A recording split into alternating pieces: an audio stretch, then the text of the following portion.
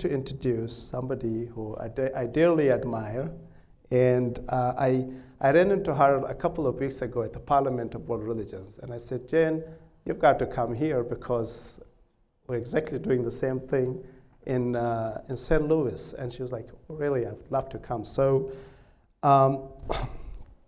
talking of all-roundedness and full life experience. I thought I knew Jane, but going through her bio just made me aware how much she's done. So she was elected as the first mayor of Cleveland in 2002, January 1st, 2002, until January 1st, 2006. So very interesting period, just pay attention to that. But Jane, besides being the daughter of one of my favorite persons, who's John Brown Campbell, she was the former director of the National Council of Churches, director of Religion Ashtaqwa, and a prominent leader in the world of faith and interfaith engagement. I've really admired her work. Besides that, she's also, that's why I wanted to say all-roundedness. We've had this conversation here about mayors. So besides mayors, she was also elected 6 times, right, as to the Ohio House of Representatives. So she had state-level legislature experience. She was also elected as county commissioner twice in Ohio. So she's had county commissioner experience. And then she worked in the Senate as chief of staff for 4 years.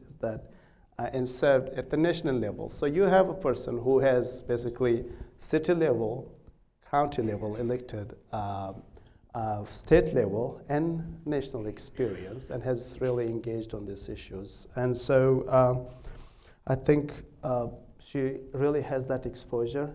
And the other thing I really want to mention is that Jane also is a lead advocate for the Charter for Compassion. And that's where I want to bring that conversations to. And she was at the Parliament of World Religions really to make a case for the Charter for Compassion and why it should come to cities. So Jane, without further ado, I'd like to get this started. Yeah, thank you. Yes. Thank you, Sharif. Mr. Khan, following you is really challenging. So. I thought I liked you, Mayor Signer, but we're going to take that up. But I wanted, one of the things that, as we celebrate the power, potential, and possibility and challenges for mayors, that we have a mayor amongst us who we have not introduced. Mayor Marita Garrett, stand up, originally from Cleveland, now mayor of Wilkinsburg, Pennsylvania. Mm-hmm. And I wanted you to see her because there's been a lot of conversation about leadership, and I maintain that in this country when people close their eyes and they think of leaders, they think of a 6'2" white guy with salt and pepper hair. And I want you to think about Mayor Garrett when you think about leadership. So. And there's one other person that I have to acknowledge. We talk a lot about civility, and there's a gentleman who ran against me one time when I was in my re-election campaign for the Ohio House of Representatives. And during the course of that, he became good friends. So William Daroff, my distinguished opponent,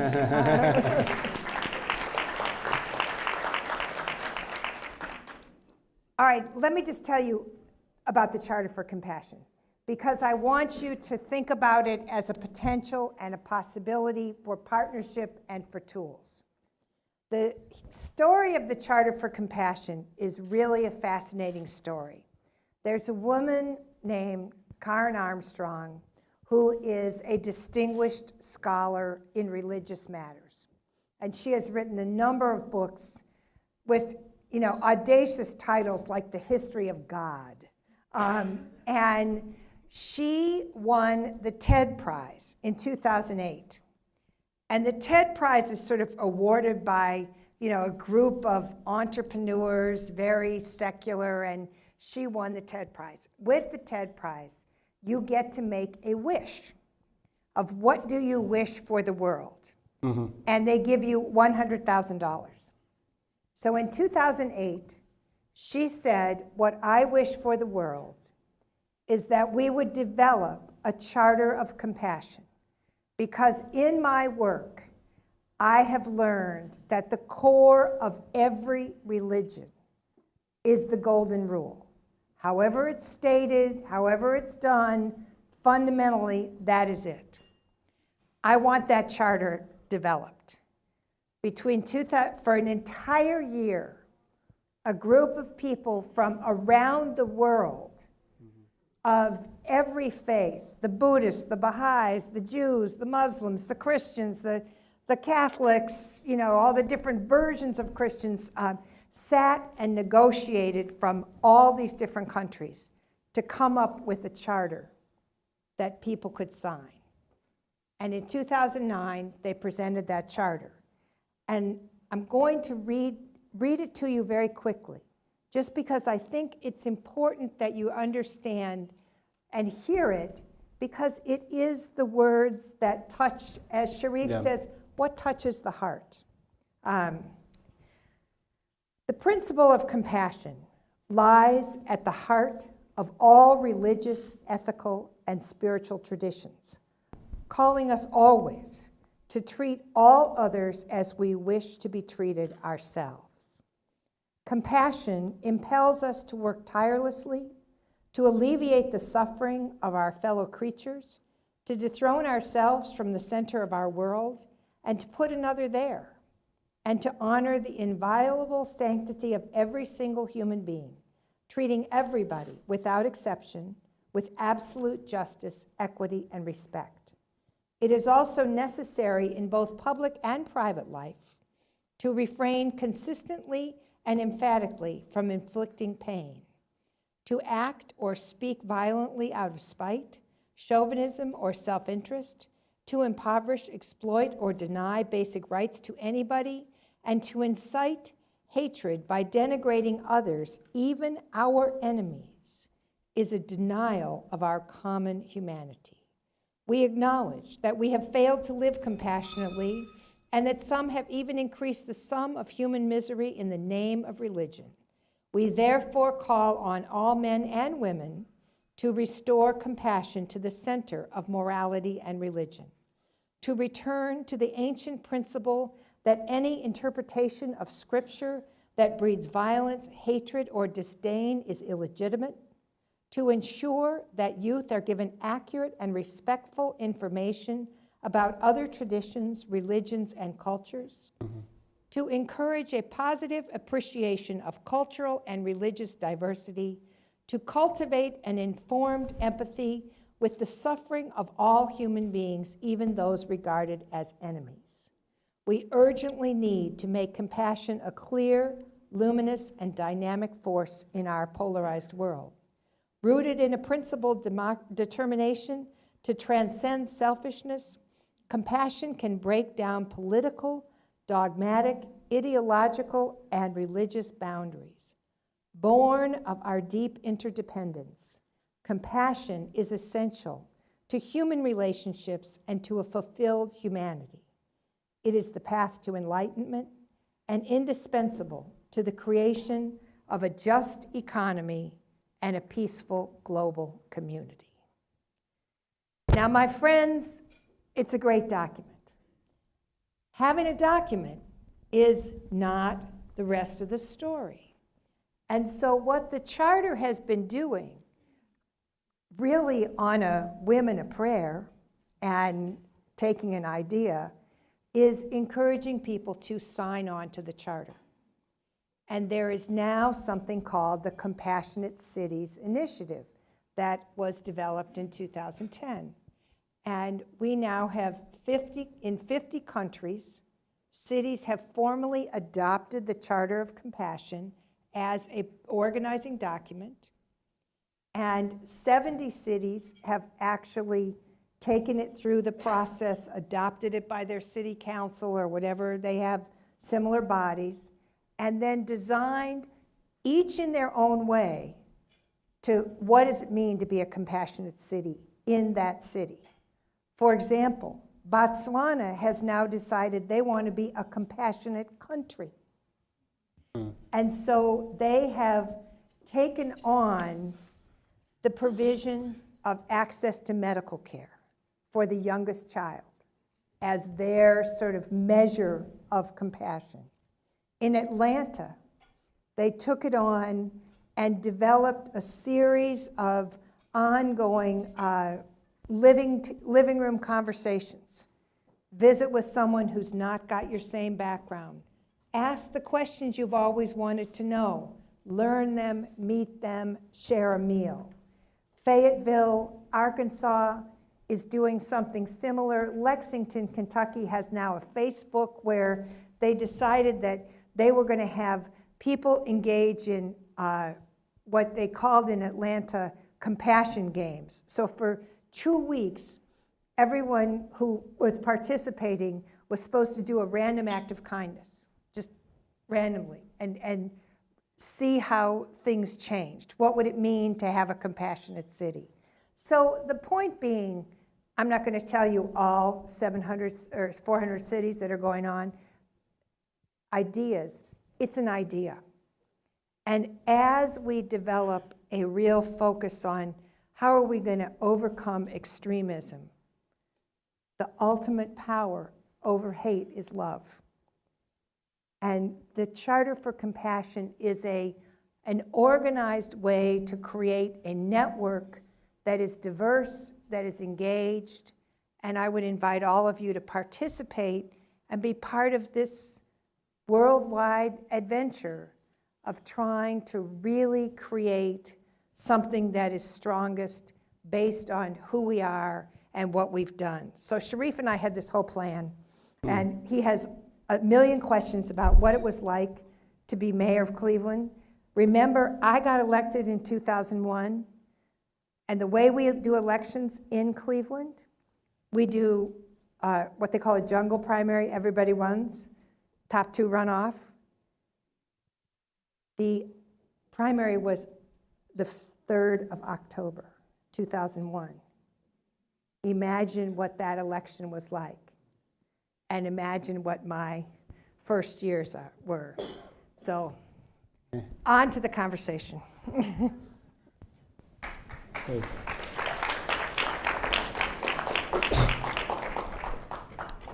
At Fetzer, we have, we deal with love, compassion, empathy, transformation. How does it work? Is it societal? Is it personal? Which one leads to which? So we're always great at asking more questions than providing answers. So this is the perfect job, I think.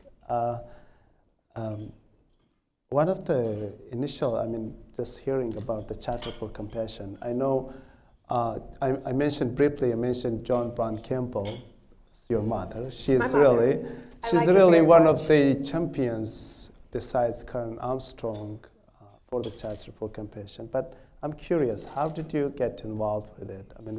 How did they convince you to? Well, you've met my mother. Yeah. My mother is a force of nature.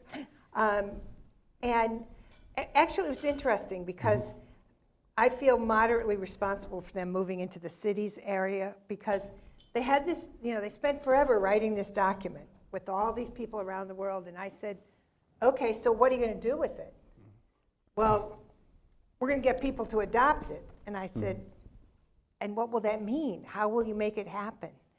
And so, in the kind of conversation you have with your family about what are you doing and why are you doing it and how are you doing it, I said, well, why don't you talk to the mayors? The mayors are the ones who are on the ground dealing with people every day with, Richie Daley was mayor of Chicago when I was mayor of Cleveland. And after I'd been mayor for 10 months, I called him on the phone and I said, okay, I've been mayor for 10 months, you've been mayor for 10 years, help? And he said, come on up to Chicago. And he said, here's how it goes. You walk out the door, people walk out the door, they lock the door, everything else is your fault. That's the job of the mayor. I said, oh, thanks. You're a lot of help. And really, what we found is that it was not just mayors, but it was grassroots community people. And so the cities that have adopted the charter, some it has been, like in Louisville, Kentucky, Mayor Fisher was very engaged with this from day one. And he said, I'm taking it to Louisville, this is what we're going to do. And took it to his council and took it that way. In San Antonio, it came from the citizens, and then they took it to the city. So it has an organic opportunity. Thank you. This morning I met Steve Benjamin, and I was like, you've got to speak with Jen, and they were old friends, of course. And I was like, you started this center, just talking of the charter's really influence on cities. They've started this center for business leader center for compassionate cities. And I said, well, the charter is doing this work, and I was really thrilled to hear that he actually reaffirmed that what they started in the charter was actually influenced heavily by, what they started in the center is heavily influenced by the charter. So it really is having an impact. Do you have any examples of cities that you would like to share, maybe internationally, that you think could be good examples of how they've done this work outside of what it means to be a compassionate city? Do you? The fascinating thing about being a compassionate city is that it has a different definition in every community. The Rotterdam has just taken it on. And what they've done is they felt that the way to express compassion was through arts and culture. And so the other interesting thing is that in Rotterdam, or in Holland, I did not know this, the mayors are appointed by the Queen, and the government is elected by the people. Yeah. This is, of course, I was like, what? And so they have some very right-wing extremists who have been elected to the city council, but the mayor, who was appointed by the Queen, has decided Rotterdam will be a compassionate city, and they are going to express that through opportunities with arts and culture. And it's very interesting. So wow. The mayor has sort of grabbed onto this because of its international focus and said, this is what we can do. And so one of the big challenges for the charter, and I'm hopeful that perhaps one of the partnership things we can do with the Conference of Mayors, is that the charter has so many stories, but it doesn't have the resources to tell those stories. And that if, as the Conference of Mayors moves into this area, there may be a way to, find a way to tell the stories, and so that people can be in touch. We were listening to the mayors this morning where they talked about one of the mayor things to do is to, pick up best practices from each other. So when you go to the Conference of Mayors, at one time you can just sort of say, oh, gee, what do I do? Help. And you can help each other, whereas in your city you have to sort of appear to be in touch with everything and have it all under control.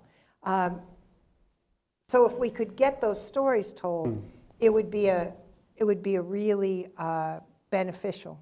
Yeah, I think one of the big even takeaway from this morning's mayor's conversation was that when I think Steve Benjamin shared an example, one of them shared an example, and the other mayor said, oh, I can actually copy that right away. I can take it and apply it next year in the police academy. So that really spoke to me about the need for sharing examples. This is a capacity building really exercise.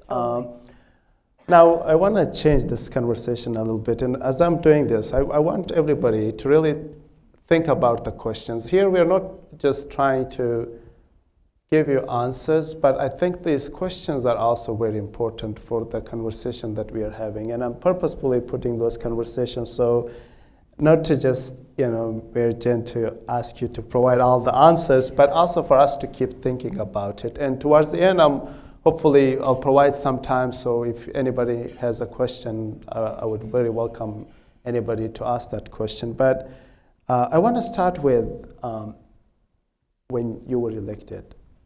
That was a very interesting time as well. I mean, 9/11, right after that, you come to office, and you alluded to it, you were the first female mayor, so that's a big dynamic right there too.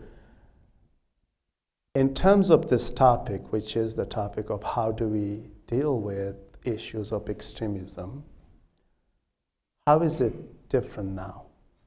What's different? Was it more, I mean, in terms of protecting certain communities, was it harder back then or is it harder now? What has changed and what's different? Well, I think things are different, but I think there's some things that are the same. I was elected in 2001, so I served in the early 2000s. And really, the Muslim community was only becoming recognized as part of the fabric of America in a very small way. And I do think we have to acknowledge that after September 11th, President Bush was very careful to say, this is not the faith, this is the individuals who were bad actors. And he went to a mosque. I mean, that was brave, that was important, that set a standard. You know, I was mayor as we were looking at the first anniversary. We have a Muslim community, and our Muslim community is primarily Lebanese, Syrian, and Palestinian. And looking at the first anniversary, we wanted to make sure that there was a strong understanding of what was that community about. And so we began sort of an educational engagement process about 6 months before the anniversary, and so that we could have an anniversary where everybody came together and our Muslim community could be part of it. So unfortunately, we don't have that same how kind is of it different leadership now? promotion. I mean, now what do you see as different? Is it I think more? now we have a different situation where our leader in Washington, instead of sort of confronting people's other identification, almost encourages it. And so we've seen a sort of permission granted for the worst to come out of people. And so what we have to do is figure out how we can encourage the best out of people. And just recognize that, okay, we got a problem at 1600 Pennsylvania, but we can't just say, well, since he's a bad news bear, then we're all going to be. Like, no, this is our country, this is too important. And I will tell you, I'm a historian was my original training, so sometimes that makes people crazy because I tell stories from, you know, everybody says, this is the worst time ever. Well, not necessarily. You know, Rutherford B. Hayes became president of the United States by cutting a deal when Sam Tilden, who was from New York, who was a Republican, dedicated to making the Reconstruction of the South real and making the African American people have real stake. Sam Tilden won the popular vote. And in the debate on the Electoral College, the Democrats of the South cut a deal that if the troops would move out of the South, and so that they could have the South in the same way where the black folks were not part of the team, you know, part of the fabric of the team, that they would let Rutherford B. Hayes from Ohio be the president of the United States. And that deal was cut 2 days before the inauguration. And so over Thanksgiving, we were having this conversation. Every family has their own strangeness. Ours, we had this. So I read Sam Tilden's concession speech to my family. I know, I'm strange, right? You know, Google can find anything. But he says in there The republic will survive. The republic will survive, and it does. It did, and it will.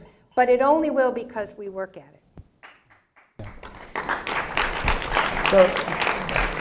So do you think there is a blessing in it?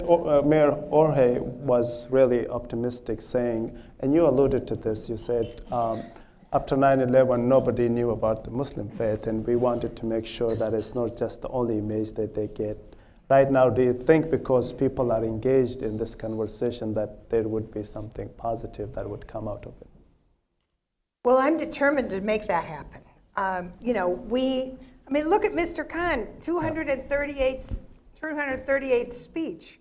I mean, this poor man was like living a normal life until all this happened. And he has dedicated himself. Mayor Signer has made this his work. And I think what we have is that there are a number of good people who are now finding each other and creating different ways. I wish we didn't have to do this, honest and true. I wish we could just continually be moving forward, but we're not, and so we have to keep pushing. Another quick question. You come from a very interesting background where your mother is really a national civic leader in the faith communities.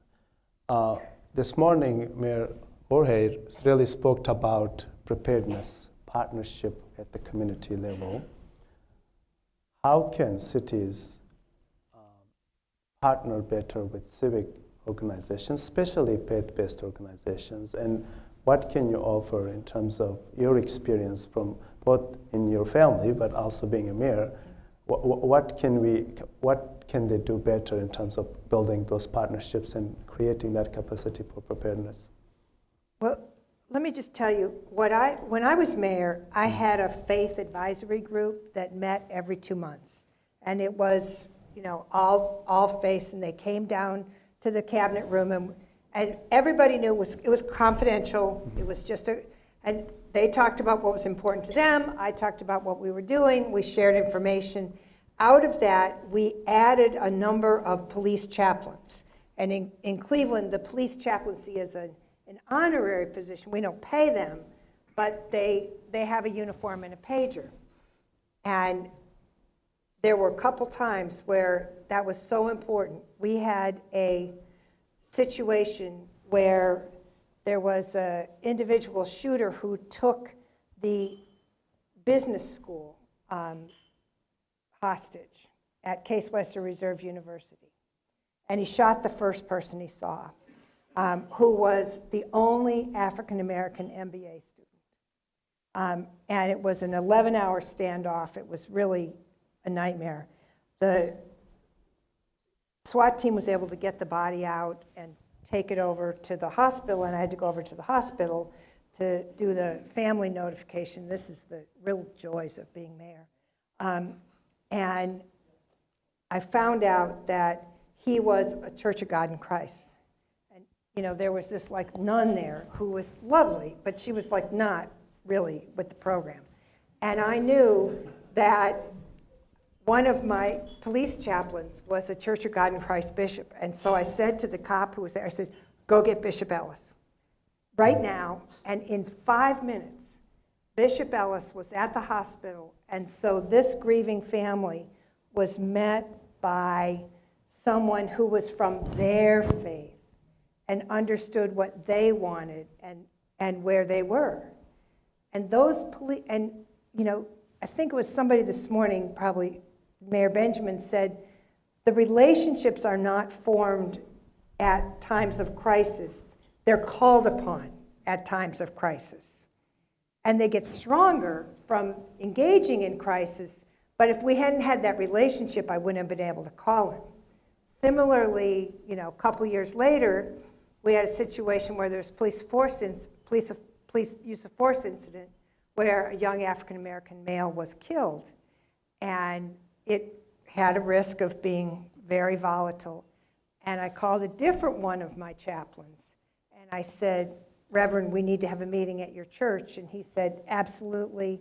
And within a half an hour, we had the meeting at his church where he was leading it, and it meant that there was peace, understanding, and we developed a whole new training system for the police officers that came out of that. But if we hadn't had those relationships, so I think the question is, how do you engage? You got to engage people when it's not a crisis, when you give people a chance to talk about what they want. We're up against our time. I see the boss. Thank you very Should much we- for letting me.